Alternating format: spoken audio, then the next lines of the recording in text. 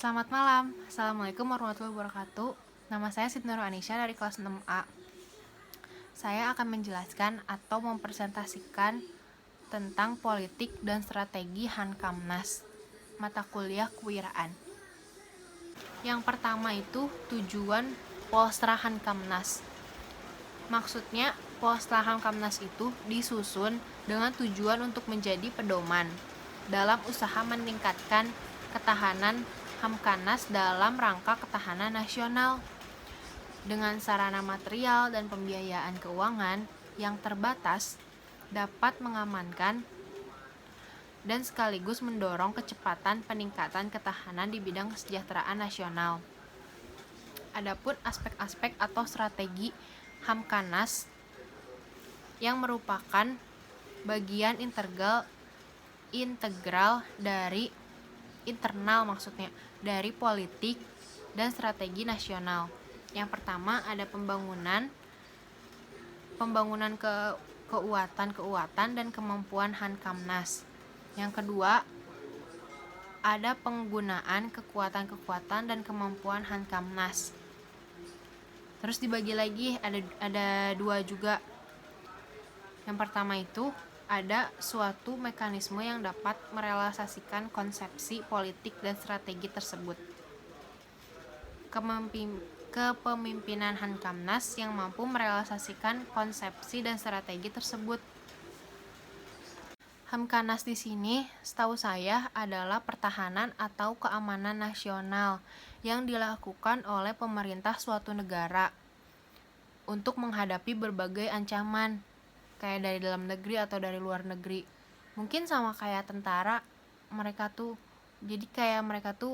melindungi rakyat-rakyatnya dan disuruh oleh pemerintah gitu atas dasar untuk melindungi suatu negara gitu. Kalau tentara misalnya tentara Indonesia kayak gitu, mereka perang kayak gitu untuk melindungi suatu negara kayak rakyat-rakyatnya gitu. Yang kedua ada landasan Polstra Hankamnas. Untuk mencapai tujuan tersebut harus ada landasan-landasan agar tidak melenceng atau tidak menyimpang dari cita-cita dan tujuan bangsa dan negara. Landasannya dibagi 3. Yang pertama ada landasan idil. Landasan idil itu landasan Pancasila. Yang kedua ada landasan konstitusional. Konstitusional itu Undang-Undang Dasar 1945. Yang ketiga ada landasan doktrin. Landasan doktrin itu dibagi 2 tingkat. Ada tingkat nasional dan tingkat Hankamnas. Itu mereka dibagi 3 lagi. Ada wawasan Nusantara, ketahanan nasional, sama integras nasional atau yang disebut PH. Landasan doktrin dibagi 3 lagi. Yang pertama ada doktrin dasar, induk, dan doktrin kekayaan. Kalau doktrin dasar itu kayak ABRI, dia perjuangan ABRI yang lazim atau singkatannya ada CADEK, yaitu Catur Dharma Eka Karma, yang berisi pokok-pokok. Yang pertama ada landasan ideal yang meliputi Pancasila, perjuangan bangsa, asas kepemimpinan ABRI, paham bangsa Indonesia tentang perang dan damai, serta wawasan Hankamnas yaitu wawasan Nusantara.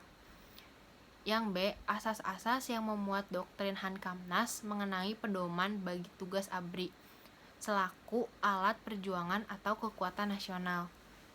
Yang ketiga, pedoman pelaksanaan yang mencantumkan doktrin pembinaan potensi Hankamnas dan doktrin.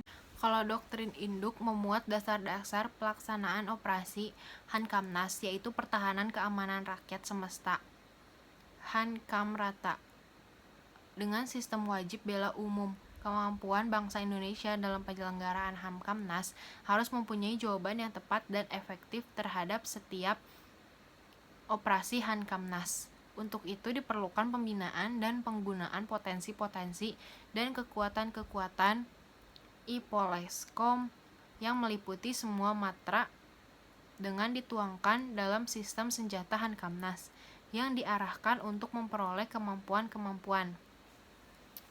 Ada banyak nih.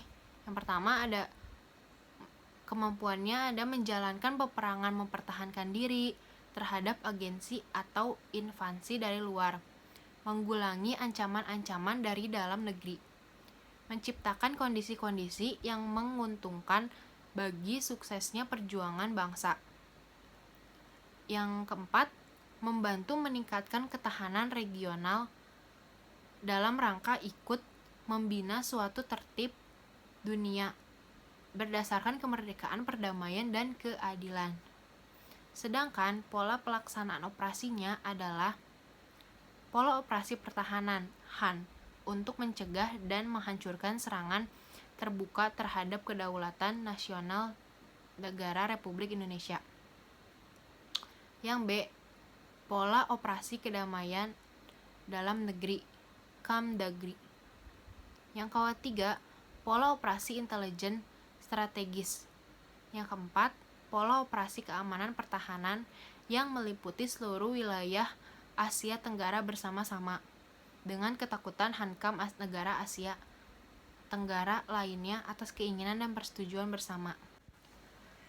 Nah, doktrin kekaryaan ini adalah maksud dan tujuannya untuk memberi pedoman bagi para ABRI agar terciptanya hati nurani mereka. Karena kekaryaan ABRI disebutkan bahwa tujuan dari kekaryaan ABRI adalah terutama intensifikasi peningkatan pembangunan nasional sebagai pelaksanaan amanat penderitaan rakyat atau AMPERA, serta pemeliharaan dan peningkatan ketahanan nasional di segala bidang dan aspek kehidupan serta penghidupan negara dan rakyat Indonesia. Sedangkan tugas pokok kekaryaan ABRI ialah secara aktif ikut serta dalam usaha dan daya upaya dan kegiatan negara rakyat di bidang-bidang ideologi negara, politik, ekonomi, sosial budaya untuk mensukseskan pencapaian tujuan perjuangan bangsa dan rakyat Indonesia, gitu. Maaf Miss Nadia dan teman-teman, ternyata landasan Polstra Hankamnas itu dibagi 4. Ada landasan ideal, landasan konstitusional, landasan doktrin, dan landasan operasional. Nah, landasan operasional itu dapat diperinci menjadi yang berhubungan dengan politik nasional, yang berhubungan dengan strategi nasional. Pada waktu dulu, politik nasional dititik beratkan berturut-turut pada perjuangan mencapai kemerdekaan politik persatuan nasional dan dilanjutkan dengan politik konfrontasi.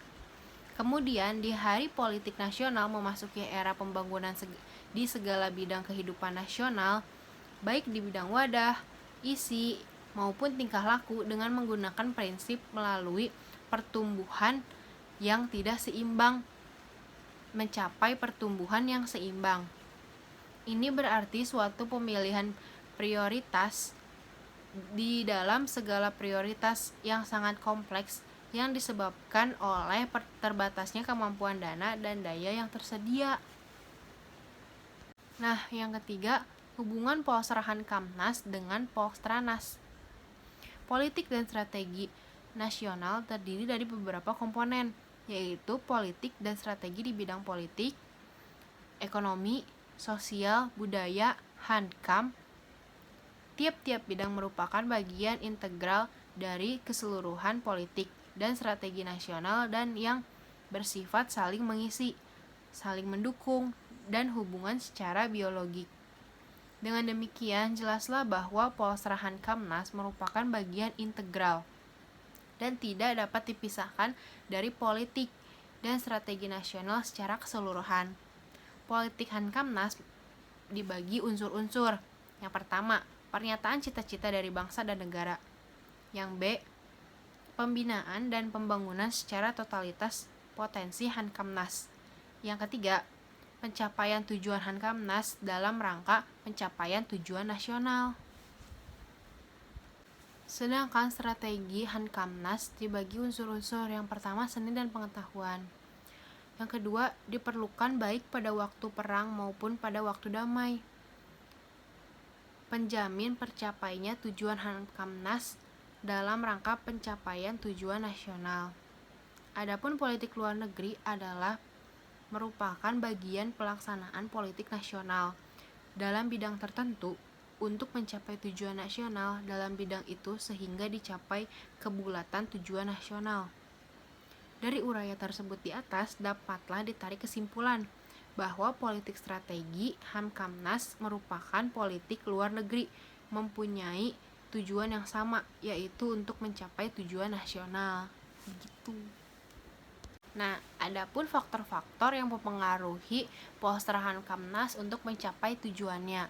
Faktor di sini bisa menjadi mendukung atau memperlambat atau juga mengganggu, tapi lebih banyaknya adalah untuk mendukung poster Hankamnas untuk mencapai tujuannya. Faktornya ada 12. Faktor yang pertama ada doktrin. Doktrin Hankam yang ditetapkan dalam rangka pembinaan pelaksanaan Hankamnas adalah doktrin perjuangan ABRI Catur Dharma Eka Karma atau yang disebut dengan catur. Yang B, wawasan Nusantara, atau yang kedua maksudnya adalah wawasan Nusantara. Wawasan yang dianut di dalam doktrin Hankamnas ialah wawasan Nusantara berintikan kekomplenan, kesatuan dan persatuan serta integras antara pemerintah, angkatan bersenjata, dan rakyat. Yang ketiga, sistem Hankam rata. Sistem pertahanan dan keamanan berupa perpaduan serasi antara Sistek dan Sisos yang dirumuskan dan disusun bersumber pada falsafah hidup bangsa, pengalaman perjuangan dan kondisi serta situasi negara dan bangsa sehingga Sisos tersebut benar-benar dimengerti dan dihayati oleh bangsa Indonesia. Nah, yang keempat ada geografi. Kondisi geografi bumi Indonesia serta letak geografi di dunia mengandung faktor-faktor penentu strategis yang sifatnya relatif permanen. Yang kelima itu manusia. Manusia itu faktor yang sangat menentukan karena dia sangat mendukung. Selain harus mempunyai tubuh yang sehat, moral yang baik, jiwa yang kuat, atau yang tahan banting kali ya. Nah, manusia harus mempunyai itu. Jadi, dia tuh sangat mendukung. Nah, yang keenam itu masyarakat. Suatu masyarakat merupakan kumpulan manusia yang masing-masing mempunyai sejumlah kepentingan-kepentingan. Ada yang rakyat biasa, ada yang menteri atau apa gitu kan. Nah, yang ke-7 material. Material perindustrian dalam rangka berkembang yang masih di dalam taraf permulaan mengutamakan atau mendahulukan peningkatan koordinasi dan sinkronisasi angkatan serta antara industri pertahanan dengan industri sipil. Yang ke-8 itu ekonomi. Tingkat pertumbuhan ekonomi nasional ditentukan oleh pelaksanaan dan hasil-hasil pembangunan nasional, serta kemampuan pemerintah dalam membangkitkan kegairahan dan partisipasi seluruh rakyat dalam melaksanakan pembangunan tersebut. Yang ke-9, ilmu pengetahuan dan teknologi. Perkembangan ilmu pengetahuan dan teknologi sangat cepat. Umumnya, tingkat teknologi negara berkembang masih sangat ketinggalan, sehingga perlu diambil langkah yang konkret, serta akselerasi pertumbuhan untuk mengurangi jurang ketinggalan tersebut. Nah, yang ke-10 itu pengaruh dari luar negeri. Ini sangat mengganggu, karena sejalan dengan gejala akomodasi antar negara besar, tampak suatu pola umum bahkan ketegangan dunia beralih ke wilayah negara yang sedang berkembang, yang disebabkan karena situasi dan kondisi masih sangat rawan sehingga mudah diganggu, dihambat atau dicampuri oleh kekuatan luar. Nah, yang terakhir itu kepemimpinan nasional. Nah, yang ke-12 itu adalah kepemimpinan.